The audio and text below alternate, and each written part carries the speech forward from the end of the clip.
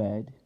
Ah, yes, the Pixar film that's not quite brightened well by the people on Twitter because of how hated this film is by them people to find it to be the most controversial since this film is set it in Toronto, Canada, and not China with the red banner kind of thing.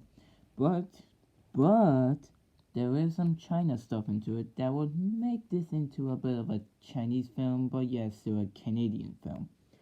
So now we're looking into Turning Red. Will this film make me turn red in a blushing way, or will it make me turn red in an angry way? Let's find out. The story. In this film, it kind of explains to May's family is that whenever they turn into red pandas, whenever they use control of their emotions. And that could be a bit of a problem with May on the other hand. Since she's now at the age of 13, I think, she is starting to be interested in boys and always wants to have fun with her friends and not to impress her mother. However, it kind of goes on to the side of predictability. However, there is one thing that does not make it a bit predictable. Well, before I get into that, I would like to say that whenever I think about the story, I can't help but think it reminds me of a Goofy movie. Well, it feels like that May and her friends are trying to lie out of the way so they can get into a concert.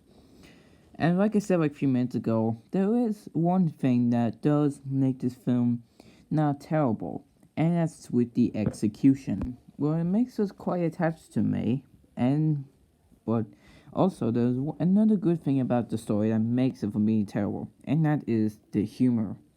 There was quite a lot of humorous moments with the personality, the boy bands, and the quality itself.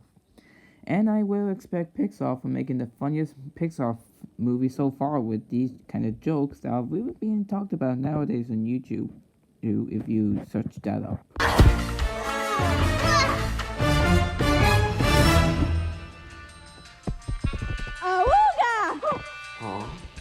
And it really does show on how the women's here would always just turn into red pandas, like I said, to lose their emotions. And it kind of does show a bit of puberty. Like whenever you see like May turn into boys and hang out with their friends and not improving the mother. Doesn't that kind of sound familiar? But it does have a good message, alright, on how life is changing for us. And including our personalities and age. I won't, it's not original, but it's still a good message on the other hand. Which makes May a lot more relatable and the execution a lot more stronger than it is. The story might need a little work onto the story to not make it predictable, but as for it is, it's still a fun and engaging story that could be as quite of a good use for an animated future. The animation. Nowadays, the animation in Pixar films from Luca kind of look a bit cartoon and a bit of mix of anime. Like the kind that you wouldn't see in an anime studio, but something that mixes cartoons and anime to make it look like a unique anime film. That's especially the case of Turning Red. Not only if it does kind of like bring up the colors in the lights, which makes it quite of an anime film a bit at times, but the poses and the expressions make it look like they actually have the facial expressions that makes it quite impressive to see that what they are feeling of in their emotions. May? Why are you staring at Carter Murphy Mayhew? I wasn't.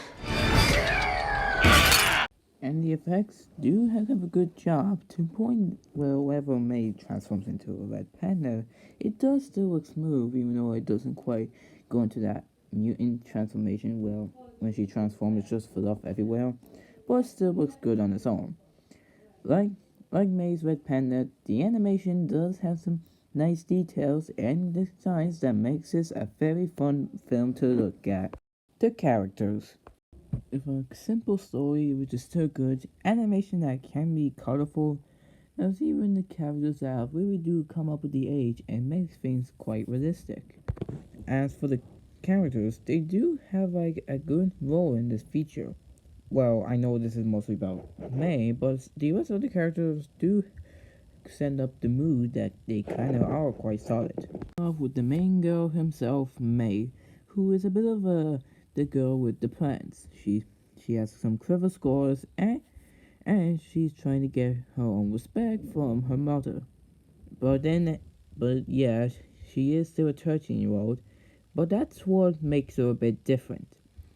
As she now begins as a teenager, she's starting to become a lot more different, where she's now into boys and Fort Town, and it kind of makes her identity makes her think that she doesn't have an identity, but she's not what she's trying to be. She's being on what her mom wants her to be. So throughout the future, it is kind of understandable about under like the scenes to go through of May, or if she's doing the thing that she wants to be, or her for murder.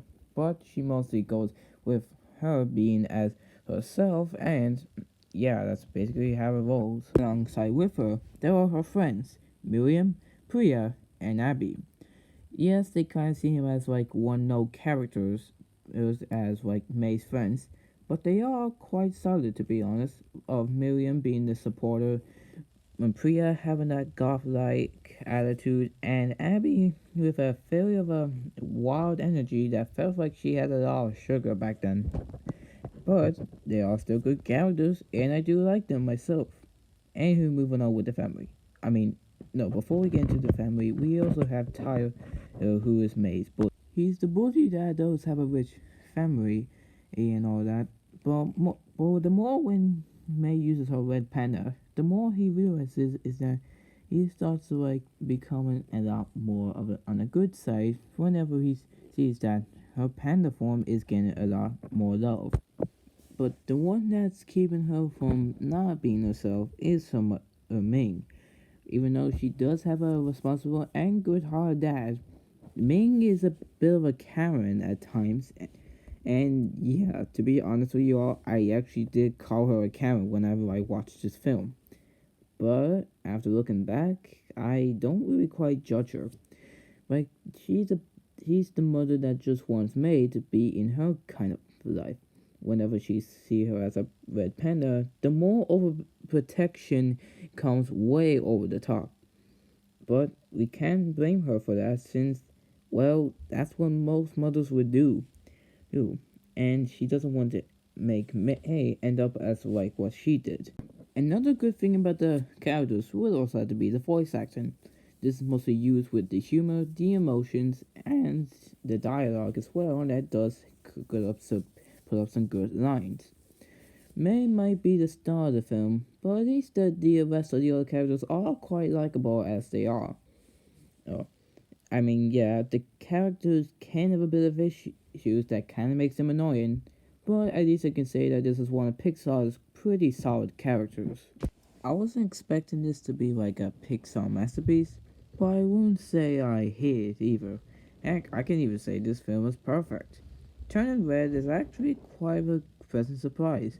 Right, with a story that kinda be predictable, it does have the most emotion into it. The humor is very hilarious. The animation is colorful and awesome. And the humor. Oh wait, did I already talk about the humor? Yeah. And the message about growing up is still good and is quite pleasant. And the characters are very memorable. Even though I do hear from people that are quite negative about this film throughout the internet, and just by hating it for what it is still quite a good film to watch, including for those young teenagers who are still trying to go through change. Okay, not all of them, but you know what I mean. Like, throughout the year, so far in 2022, we have 2 decent ones, 2 terrible ones, and now we actually finally got a good film for once in our life. And I can tell that Pixar is probably going to do better throughout their lives, alright?